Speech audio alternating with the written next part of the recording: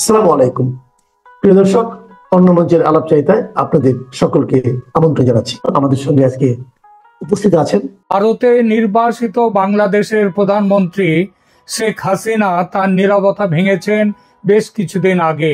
বিভিন্ন audio video ভাষণ দিয়েছেন তার কর্মী সমর্থকদের উদ্দেশ্যে, কিন্তু এই প্রথম তিনি কোনো সংবাদ মাধ্যমে ইন্টারভিউ দিলেন, তাও একটি নয়, তিনটি গণমাধ্যমকে একই দিনে আলাদা আলাদাভাবে। ব্রিটেনের ইন্ডিপেন্ডেন্ট, রয়টার্স ও এএফপি এই তিনটি গণমাধ্যমে দেয়া সাক্ষাৎকারগুলি 29শে অক্টোবর মানে গতকাল সেটা প্রকাশিত হয়েছে, যা 2024 সালের 5 আগস্ট ক্ষমতাচ্যুত হওয়ার পর শেখ হাসিনার প্রথম আন্তর্জাতিক সংবাদ মাধ্যমের সাথে সাক্ষাৎকার। তিনটি সংবাদ মাধ্যমই দাবি করেছে যে তাদের সাক্ষাৎকারটি এক্সক্লুসিভ, মানে শুধু তাদেরই দেয়া, এবং সেটা হচ্ছে প্রথম। যেহেতু একই দিনে সাক্ষাৎকারের পদ্ধতি কি রকম ছিল, রয়টার্সের পক্ষে নয়াদিল্লি থেকে ইমেলের মাধ্যমে সাক্ষাৎকার নেন কৃষ্ণা এন দাস, সরিতা চাগান্তি সিং এবং ঢাকার রুমা পল। এএফপির সাক্ষাৎকারটি লিখিত নেন নয়াদিল্লি থেকে নেওয়া হয় এই লিখিত সাক্ষাৎকারটি, তবে সাক্ষাৎকার কে গ্রহণ করেছেন তার নামটি প্রকাশ করা হয়নি। আর দি ইন্ডিপেন্ডেন্ট পত্রিকা লন্ডনের হয়ে মারুসা মুজাফফর সাক্ষাৎকারটি প্রকাশ করেন, কিন্তু কিভাবে যোগাযোগ করেছিলেন তিনি সেটা স্পষ্ট নয়। সেটা আমাদের দেখারও দরকার নেই, কারণ এই তিনটি হচ্ছে খুব নামকরা সংবাদ মাধ্যম। তিনটি সাক্ষাৎকারের মূল বিষয়গুলি নিয়ে আলোচনায় যাব, তবে তার আগে সাধারণভাবে যে কথাটি বলার তা হলো দেশের মানুষকে বর্তমান ভয়াবহ সংকট থেকে বাঁচাবার জন্য শেখ হাসিনা যে এবার জেগে উঠেছেন সেটা স্পষ্ট হয়েছে তার এই সাক্ষাৎকারগুলিতে। যেভাবে বাঘিনী মা তার সন্তানদের বাঁচাতে শত্রুর ওপর ঝাঁপিয়ে পড়ে, সেভাবেই তিনি তার দেশকে ও দেশের মানুষকে রক্ষার কাজে ঝাঁপিয়ে পড়বেন আগামী দিনে। সেগুলো এই সাক্ষাৎকারগুলো দেখলেই শুনলেই বোঝা যায়। আর এই চলার জন্য তিনি যে ইতিমধ্যেই কূটনৈতিক বিচারে অনেকখানি এগিয়ে গিয়েছেন, কাজ শুরু করে দিয়েছেন, সেটা এই সাক্ষাৎকারগুলোকে ভালোভাবে বিশ্লেষণ করলে পরিষ্কার বোঝা যাবে। প্রথমে একটু আলাদা আলাদা করে কি বলা হয়েছে সাক্ষাৎকারগুলোতে একটু সেই ধারণা দিই। দ্য ইন্ডিপেন্ডেন্টকে দেওয়া সাক্ষাৎকারে বাংলাদেশের সাবেক প্রধানমন্ত্রী শেখ হাসিনা তার বিরুদ্ধে তোলা অভিযোগগুলো নস্যাৎ করে দিয়েছেন। আন্দোলনকারীদের ওপর হওয়া দমন পীড়নের নির্দেশ দেওয়ার অভিযোগ যেটা এসেছে তার উপর তিনি অস্বীকার করেছেন। হত্যাকাণ্ডের জন্য ব্যক্তিগত দায় তার নেই একথা বলেছেন। তিনি বলেছেন, একজন নেতা হিসেবে আমি চূড়ান্তভাবে নেতৃত্বের দায়িত্ব নিই, কিন্তু এই যে দাবি করা হচ্ছে যে আমি আদেশ দিয়েছিলাম জনতার উপর গুলি চালাতে, এটা সম্পূর্ণ ভুল। হাসিনা আরো দাবি করেন যে তার সরকার প্রথম হত্যাকাণ্ডের একটি স্বতন্ত্র তদন্ত শুরু করেছিল, যা পরবর্তীতে অন্তর্বর্তী সরকার বন্ধ করে দেয়। ডাল মে কুছ কালা হ্যায়। মৃতদের জন্য তা সে আন্দোলনকারী বা নিরাপত্তা বাহিনীর সদস্য যেই হন না কেন, তাদের মৃত্যুতে, সবার মৃত্যুতে তিনি গভীর শোক প্রকাশ করেছেন, কিন্তু সেই মৃত্যুর জন্য নিজের দায় স্বীকার করে ক্ষমা তিনি চাননি, কারণ তিনি বলেছেন ক্ষমা চাওয়ার মতো কোনো ব্যক্তিগত অপরাধ তিনি করেননি। যদিও এই মিথ্যে অভিযোগের ভিত্তিতে তার বিচারের ব্যবস্থা করেছে বাংলাদেশের বর্তমান অবৈধ ইউনূস সরকার, এবং প্রহসনমূলক সেই বিচারে বাংলাদেশের প্রসিকিউটররা তার জন্য মৃত্যুদণ্ড দাবি করছেন, এবং বিচার পর্ব শেষ হওয়ার আগে মৃত্যুদণ্ডের রায় পর্যন্ত লেখা হয়ে গেছে বলে তিনি স্পষ্ট জানিয়েছেন। এই বিচারকে রাজনৈতিক প্রতিহিংসা দ্বারা চালিত একটি প্রহসনের বিচার বলে অভিহিত করে তিনি বলেন, আইসিটি হলো একটি প্রহসনের আদালত, যার সভাপতিত্ব করছে একটি অনির্বাচিত সরকার, যা আমার রাজনৈতিক প্রতিপক্ষদের নিয়ে গঠিত। এই বিরোধীদের অনেকেই আমাকে সরিয়ে দিতে যা কিছু করা দরকার তা করবে। আমার পরিবারের ইতিহাসের কারণে আমি আমাদের দেশে রাজনৈতিক হত্যার ইতিহাস সম্পর্কে জানি। আমার চেয়ে বেশি জানে, বেশি সচেতন আর কেউ হতে পারে না। এবং আইসিটি দ্বারা এই পদক্ষেপটি সেই কুৎসিত ঐতিহ্যের অংশ। হাসিনা গত বছরের প্রতিবাদের সময় তার গৃহীত ব্যবস্থাকে সমর্থন করেন এবং বলেন সহিংস বিদ্রোহে মৃত্যুর সংখ্যা নিয়ে প্রশ্ন আছে। 1400 পরিসংখ্যানটি স্রেফ প্রচারের উদ্দেশ্যে আইসিটির জন্য উপকারী, কিন্তু সংখ্যাটি ঠিক নয়।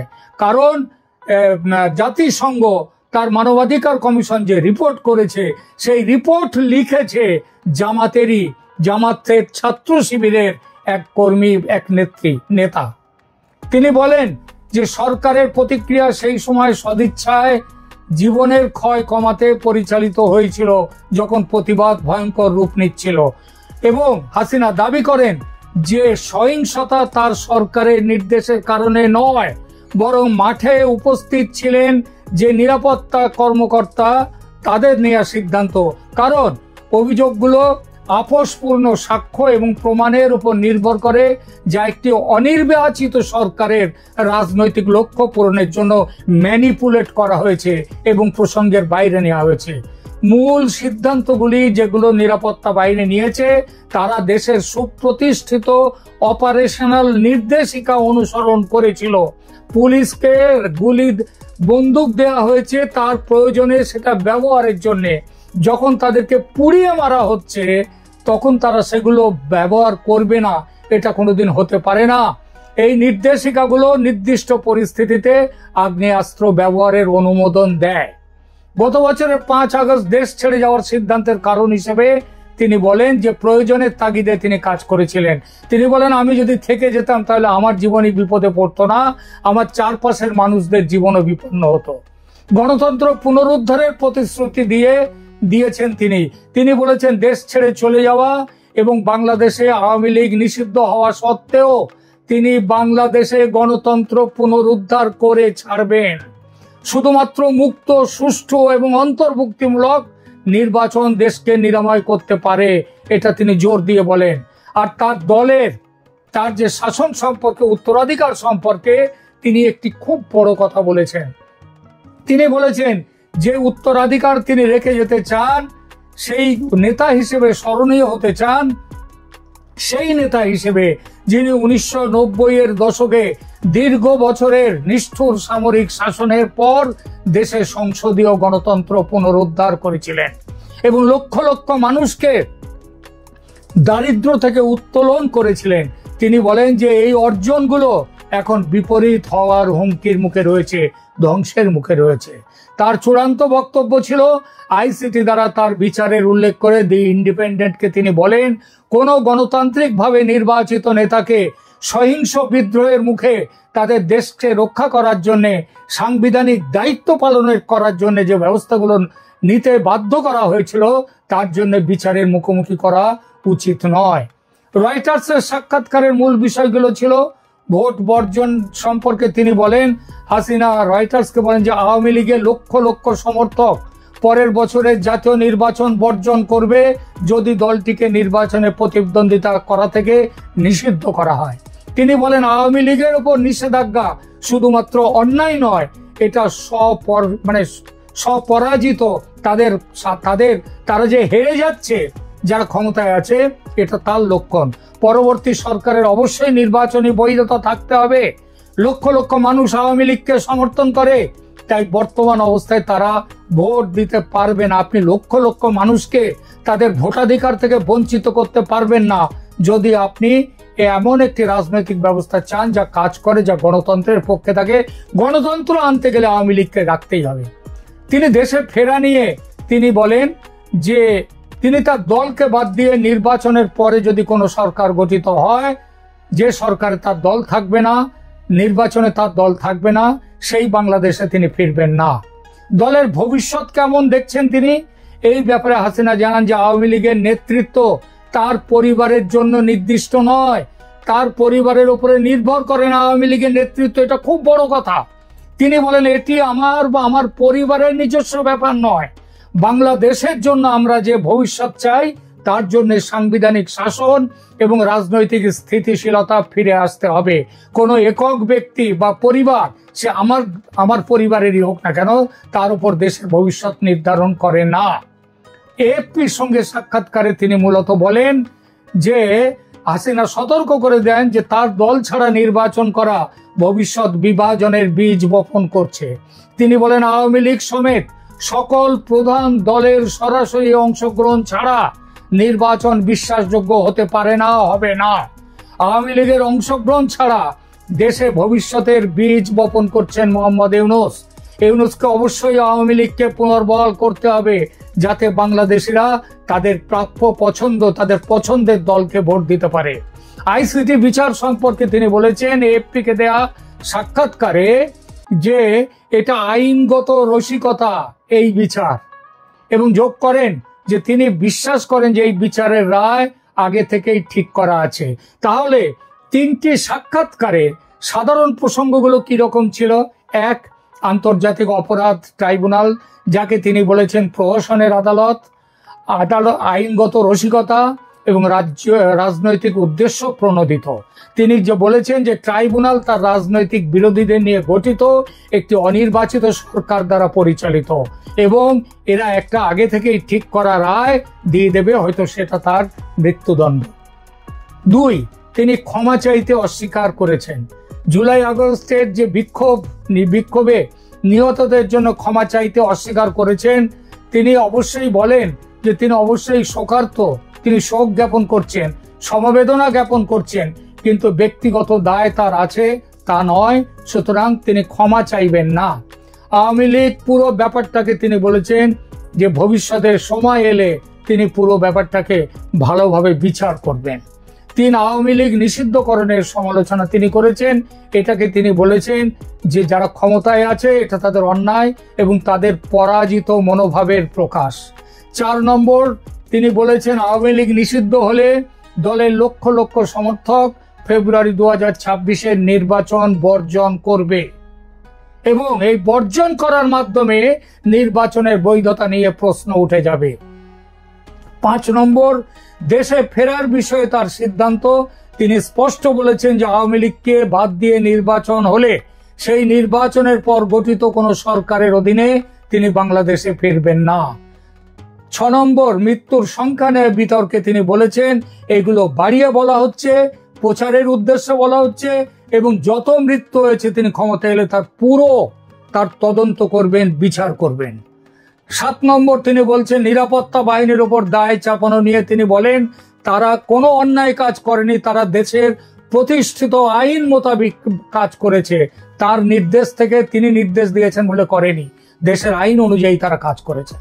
তিনি বড় কথা বলেছেন তার পারিবারিক উত্তরাধিকার নিয়ে। তিনি বলেছেন, ইঙ্গিত দিয়েছেন হাসিনা আওয়ামী লীগের ভবিষ্যৎ নেতৃত্ব তার পরিবারের উপর নির্ভর করবে না। তিনি বলেন এটা আমার বা আমার পরিবারের ব্যাপার নয়। এটা একটা খুব বড় কথা যে বিশ্ব জনমতের প্রশংসা ইতিমধ্যেই পেয়ে গেছে। 9 নম্বর, সাংবিধানিক দায়িত্ব পালনের যুক্তি তিনি দিয়েছেন। তিনি বলেছেন সহিংস বিদ্রোহের মুখে দেশকে রক্ষা করার জন্য এর চেয়ে অন্য কিছু করা তার সামনে ছিল না, এবং এই কারণের জন্য গণতান্ত্রিকভাবে নির্বাচিত তার নেতৃত্বকে বিচারের মুখোমুখি করা যায় না। শেষ 10 নম্বর, গণতন্ত্র পুনরুদ্ধারের প্রতিশ্রুতি শুধু নয়, তার জন্য কাজ করার কথা জোর দিয়ে বলেছেন।